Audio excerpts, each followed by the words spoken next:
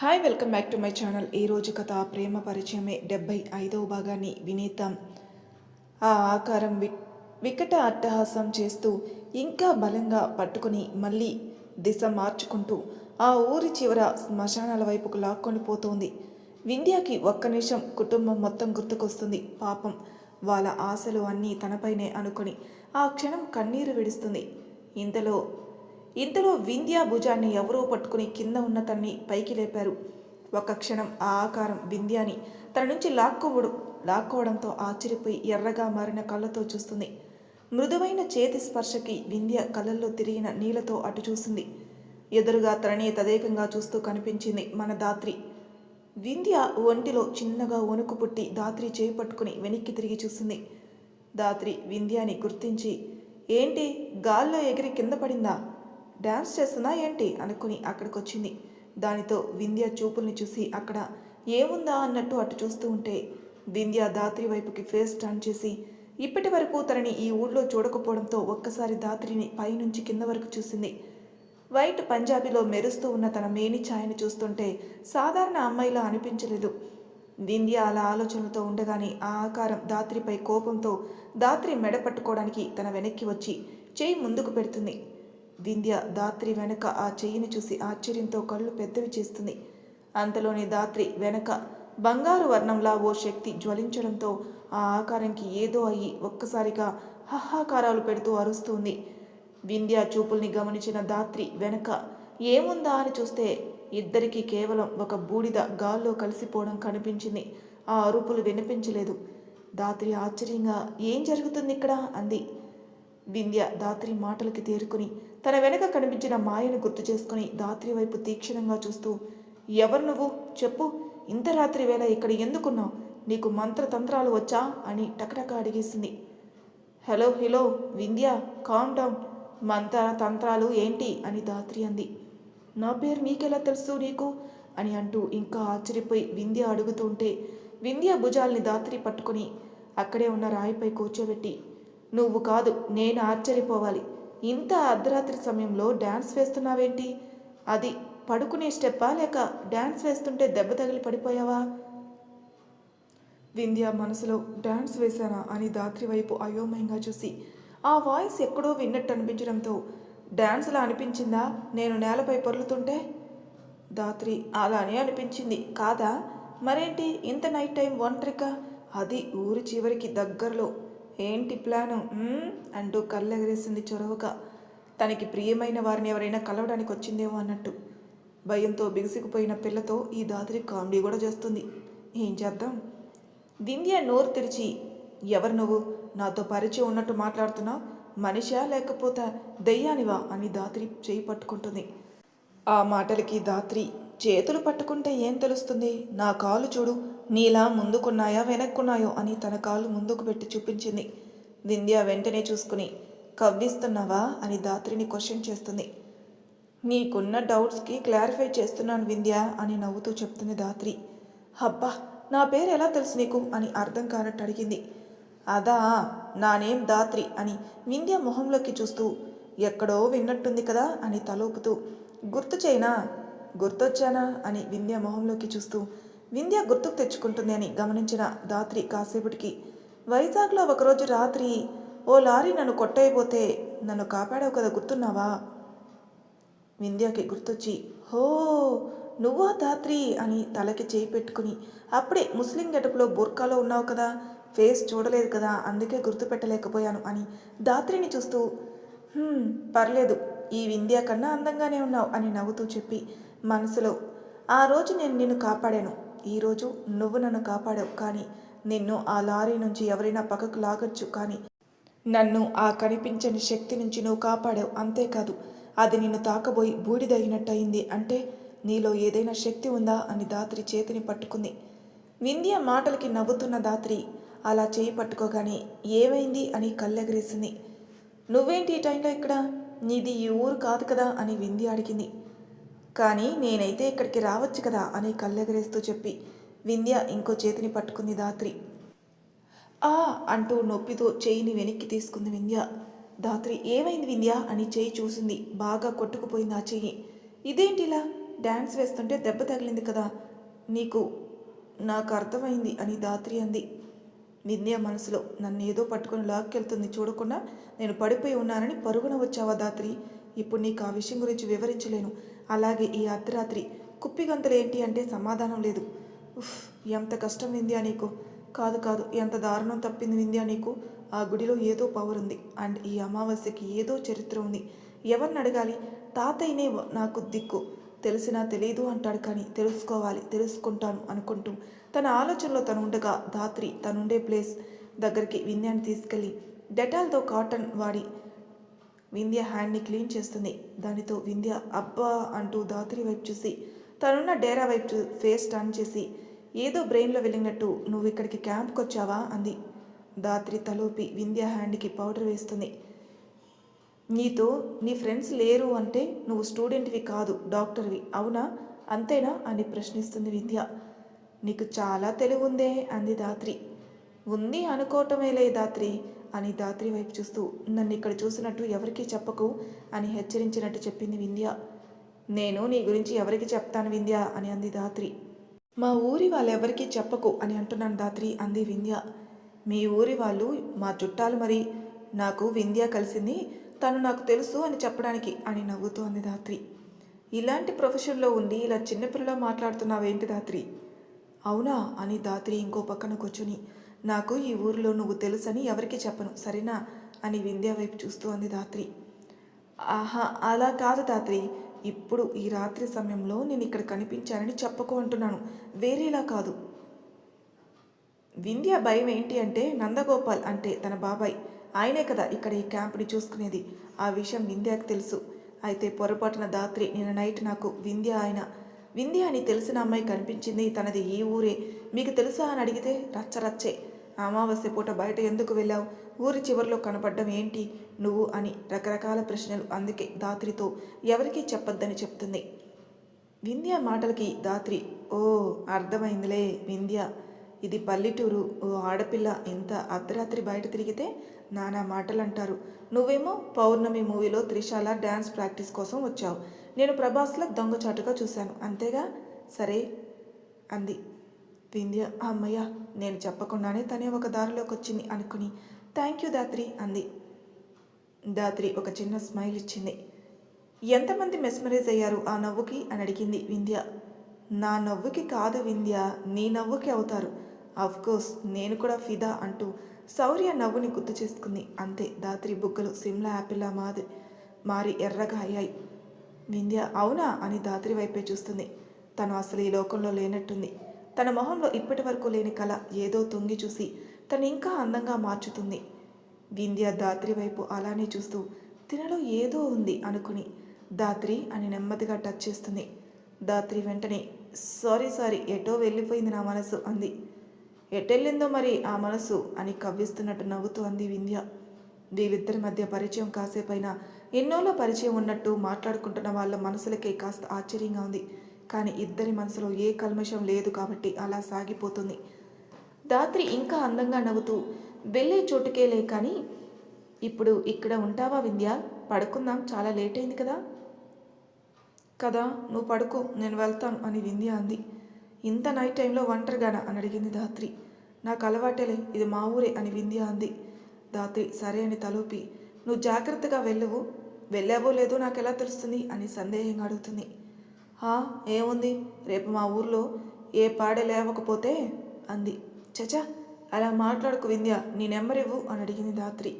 సరే అని నెంబర్ ఇచ్చి తన నెంబర్ తీసుకుని ఆ తర్వాత ఆ ఊరి చివరిలో అస్సలు సిగ్నల్స్ రావు కదా అది అంది వింధ్య కళ్ళెగరేస్తూ. అయితే ఏమైంది, మెసేజ్ చేస్తా, అది నీకు సెండ్ అయినప్పుడు రిప్లై ఇవ్వు అంది దాత్రి. అయ్యో పిచ్చి దాత్రి అనేసి దాత్రి చుట్టూ చెయ్యి వేసి రేపు నేను వచ్చి మళ్ళీ కలుస్తానులే నేను అని దాత్రి వైపు చూసింది. పిచ్చి దాత్రి అని వింధ్య అంటే దాత్రికి శౌర్య అన్నట్టే అనిపించింది ఒక క్షణం. వెంటనే తేరుకుని తన వైపు ఒక నవ్వుతో చూసి ఫ్రెండ్స్ అంది. ఇప్పుడేంటి, నేను నిన్ను కాపాడినప్పుడు నీకు ఆప్తురాలిని అయ్యాను, ఇప్పుడు నువ్వు నన్ను కాపాడి అనేసి అదే నా గాయంకి మందు వేసి నాకు స్నేహితురాలు అయ్యావు అంది వింధ్య. దాత్రి తలూపి నవ్వింది. మరి ఇక నేను వెళ్ళొస్తాను అంది వింధ్య. సరే అని దాత్రి అనగానే వింధ్య అక్కడి నుంచి బయలుదేరి లోపల కాస్త భయం ఉన్నా అదేం పెద్ద లెక్క చేయకుండా ఇంటి దారి పడుతుంది. ధ్యానంలో ఉన్న భీష్మద, ఏంటి జంబా, ఆనందపడతావు అనుకుంటే విచారంగా వచ్చి చేరావు అని కళ్ళు తెరిచింది. జంబ చేతులు జోడించి, నాకు శాప విమోచనం అయినందుకు సంతోషంగా ఉన్న క్రమక్రమంగా ఈ లోకమంతా సంకటంలో పడే స్థితి రాబోతుందని తలుచుకుంటే ఆనందం కలగట్లేదు భీష్మద. అంతలా చింతించకు. ఈ సృష్టి నాశనం అవుతుంటే ఆ జగన్మాత చూస్తూ ఉండదు కదా. అయినా దాత్రి శౌర్య ఉన్నారు కదా, వాళ్ళ శక్తి చాలకపోతే అమ్మ తన శక్తి ఏకం చేసైనా ఆ పనిని జరగనివ్వదు భీష్మద. జంబా తలూపి, నాకు సెలవు ఇప్పించు, నేను ఇక అమ్మ ధ్యానంలో మునిగిపోతా. భీష్మద తలూపుతుంది. జంబా మాయమవుతుంది. భీష్మద కూడా భవిష్యత్తు చూడాలన్న భయంగా ఉంది. కానీ ఆ అమ్మ అంతా చూసుకుంటుందని మరలా ధ్యానంలోకి వెళ్ళిపోయింది. భేతాళుని కోసం గంజారకుడు ఇన్నాళ్ళు తపస్సు చేస్తున్న అతని దర్శనం కాదు కదా, కనీసం అశరీరవాణి కూడా వినిపించట్లేదు. దానితో కోపాద్రిక్తుడైన గంజారకుడు, నువ్వు కూడా ఇంత కఠినంగా వ్యవహరిస్తావనుకోలేదు బేతాళ, నువ్వు ప్రత్యక్షం అవ్వవు కాదా. సరే అంటూ తన మాయతో చేతిలో ఒక కత్తిని తెప్పించి దానితో తన మెడ భాగం కింద నుంచి తన శరీరాన్ని 2 భాగాలుగా చీల్చుతూ ఛాతీ భాగం నుంచి పొట్ట భాగం వరకు కోస్తాడు.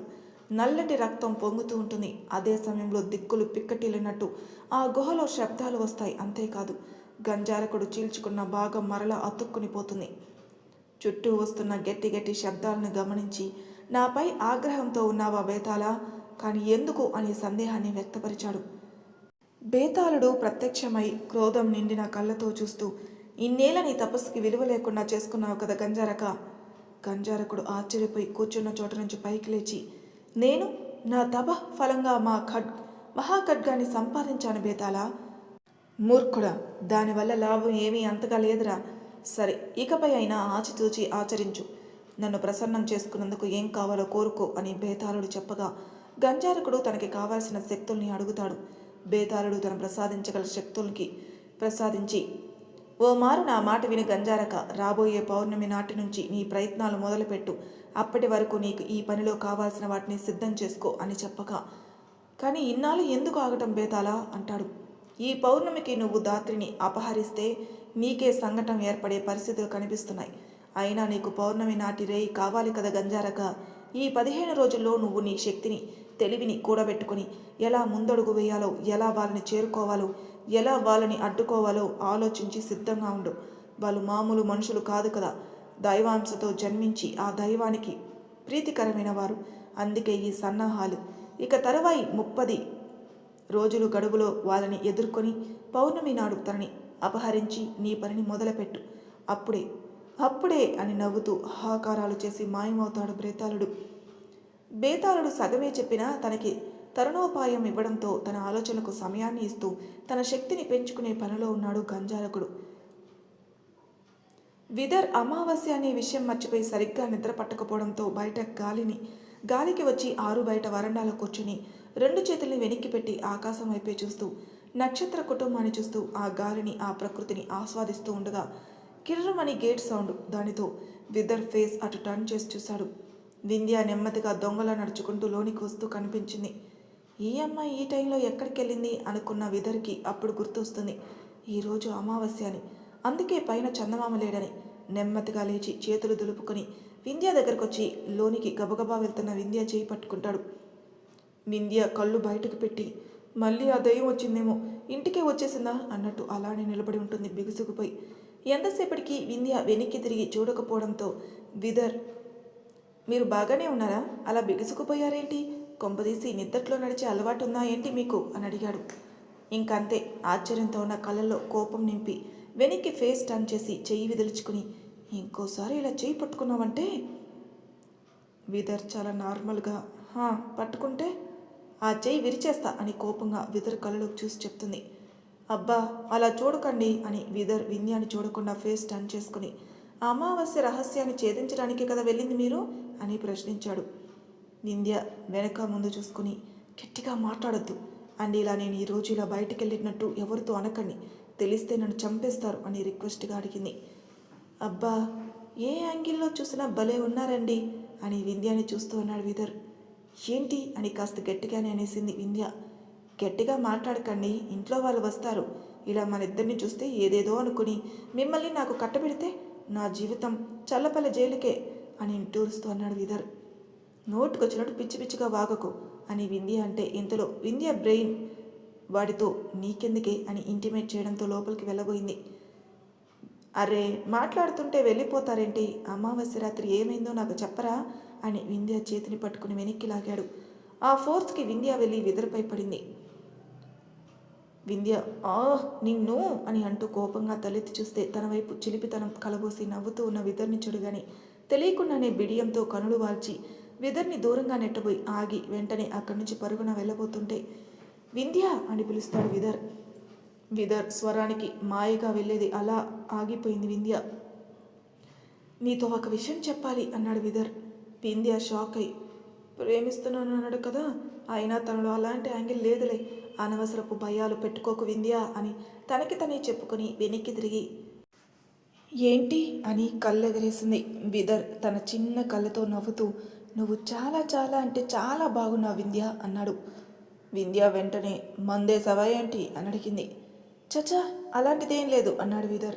మరేంటి కొత్తగా, ఇన్ని రోజుల నుంచి చూస్తూ ఉన్నావు కదా, ఈరోజే బాగున్నట్టు కనిపించానా అని అడిగింది వింధ్య. విదర్ నవ్వుతూ కాదు బాగున్నావు అనిపించావు, సీరియస్లీ నువ్వు చాలా అంటే చాలా చాలా బాగున్నావు. ఇప్పుడు బాగుంటే ఏం చేద్దాం, గుడి కడదామా పూజ చేద్దామా అంది వింధ్య. విదర్ ఓ కన్ను ఎత్తి భుజాలు ఎగరేసి నీ ఇష్టం అన్నట్టు చూసి వెంటనే ఏదో స్ట్రైక్ అయినట్టు అవును వింధ్య, ఓ పర్సన్ ఇలా చెప్తే సాధారణంగా అమ్మాయికి కోపం వస్తుందనుకుంటా కదా, నువ్వేంటి నార్మల్గా ఉన్నావు. ఇప్పుడు కొట్టే మూడ్లో నేను లేను, రేపు కొడతాలి రెడీగా ఉండు అని వేలు చూపించి మరీ లోపలికి వెళ్ళిపోతుంది వింధ్య. తన పెదవులపై ఉన్న కోపం కళ్ళల్లో లేదు, బుగ్గల అంచున కొత్తగా సిగ్గు కనిపించింది విదర్కి. అదేంటో అలా ఉన్న వింధ్యాని చూస్తుంటే ఇంకా ఇంకా వింధ్యాని చూస్తూ ఉండాలని మాట్లాడుతూ ఉండాలనిపిస్తుంది. తనలో కలుగుతున్న ఫీల్కి నవ్వుకుంటూ మళ్ళీ ఇంతకు ముందు కూర్చున్న ప్లేస్లో కూర్చుని ఉంటాడు విదర్.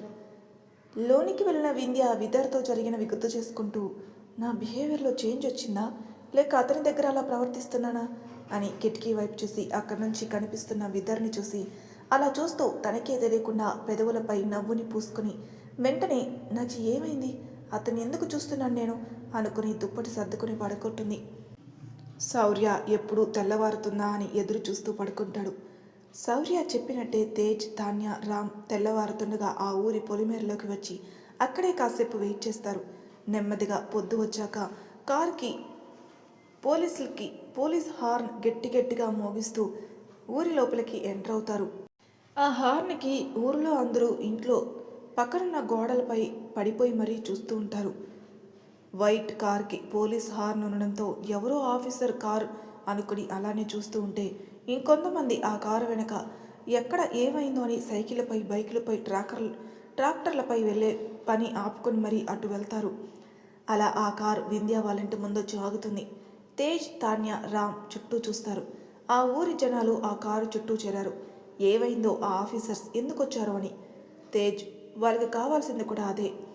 తేజ్ స్టైల్గా గాగుల్స్ తీసి పెట్టుకుని షూ వేసుకున్న కాలుతో డోర్ని తన్ని హీరోయిజం చూపిస్తున్న కట్అవుట్తో దిగుతాడు. దిగబోతూ ఉంటే పొరపాటున పడ్డావా, పరువు పోతుందిరోయ్ అని తాన్య చురక వేసింది. తేజ్ పెద్దగా కేర్ చేయకుండా అలానే దిగి కార్ డోర్పై మోచేయి పెట్టి బయటికి చూస్తూ స్టైల్గా కళ్ళకి పెట్టుకున్న గ్లాసెస్ అప్పుడే తీస్తున్నట్టు తీసి ఓసారి చుట్టూ చూసి తన షర్ట్ జోబుకి గర్గల్స్ని పెట్టేసి 2 అడుగులు వేసి కార్ డోర్ని వెనక కాలుతో వేసేసి తన 2 చేతుల్ని ప్యాంట్ జోబులో పెట్టుకుని నించునుంటాడు. రామ్, తాన్య అటొకరు ఇటొకరు అంతే పోష్గా కారు నుంచి దిగుతారు.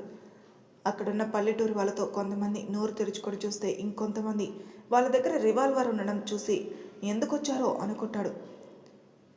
వింధ్య వాళ్ళింటి నుంచి అందరూ బయటకు వస్తారు. అలాగే విదర్ గ్యాంగ్ కూడా బయటకు వచ్చి చూస్తారు. తేజ్ వెనక్కి తిరిగి అందరినీ చూసి సినిమా హీరోలా చెయ్యి ఊపబోతుంటే తాన్య వెంటనే చెయ్యి పట్టుకుని సార్ ఎక్కువ చెయ్యి అని అన్నారు. నిజమే కానీ మరీ ఇంత ఓవర్ చేసి తెగేలా చెయ్యికి తేజ్ అంది. తేజ్ తాన్య చెయ్యి విదిలించుకుని ఓకే అని భుజాలు ఎగరేసి మళ్ళీ చేతుల్ని ప్యాంట్ జోబులో పెట్టుకుని స్టిఫ్గా నించుంటాడు. Grey colour shirt tuck with black జీన్స్లో మస్తుంటాడు పోరడు. విశ్వేశ్వర్ గారు నందవిహార్ నందగోపాల్ ముగ్గురు వీళ్ళ దగ్గరకు వస్తారు. ఆడవాళ్ళు గుమ్మం దగ్గర ఆగి జరిగేదాన్ని చూస్తుంటారు. ఊరందరూ అయోమయంగా చూస్తూ ఉంటారు. అందరిలో తేజ్ పెద్ద ఆఫీసర్లా కనిపించడంతో విశ్వేశ్వర్ గారు, ఎవరు మీరు, మా ఇంటికి అని పెద్దరికం అడ్డు వచ్చి ఎందుకు అని అడగలేక నించున్నారు. భోజనానికైతే కాదులేండి అని చెప్పి తేజ్ వాళ్ళ వైపు చూసి, వీళ్ళిద్దరూ మీ కొడుకులా అని విశ్వేశ్వర గారిని అడుగుతాడు. ఆయన హా అనగానే, మీకు ఇద్దరే నా కొడుకులు అంటాడు తేజ్. ఆయన అవును అంటాడు. ఓహో అని తేజ్ రామ్ వైపు చూస్తాడు. లేదు సార్, ఆయనకి 3 కొడుకులు, నేను ఎంక్వైరీ చేశాను అంటాడు రామ్. తేజ్ వెంటనే ఆయన వైపే చూస్తాడు. విశ్వేశ్వర్ గారు తల వంచుకుంటారు. వీళ్ళిద్దరికన్నా ముందు మీకు ఇంకో కొడుకు ఉన్నాడనమాట, వాస్తవమా కదా అని ప్రశ్నిస్తాడు తేజ్. అంత పెద్ద ఆఫీసర్స్ వచ్చి పెద్ద కొడుకు గురించి అడగడంతో ఏమైందో అని భయపడిన శ్యామల గారు గబగబా అక్కడికి వచ్చి, నా పెద్ద కొడుకు ఏమైంది బాబు అని కంగారుగా అడుగుతారు. అంటే మీకు పెద్ద కొడుకు ఉన్నాడు, వాస్తవమే కదా అని అన్నాడు తేజ్. శ్యామల గారు వాళ్ళ ఆయన వైపు భయంతో చూసి తలూపారు. ఆ మాటకి వింధ్య, ఆమెని, దామిని కూడా షాక్ అయ్యారు. వాళ్ళకి తెలియదు అసలు. వింధ్య మనసులో పెద్ద కొడుకా, తాతయ్యకి 3 కొడుకులా, నాన్నకి అన్నయ్య ఉన్నారా అనుకుంది.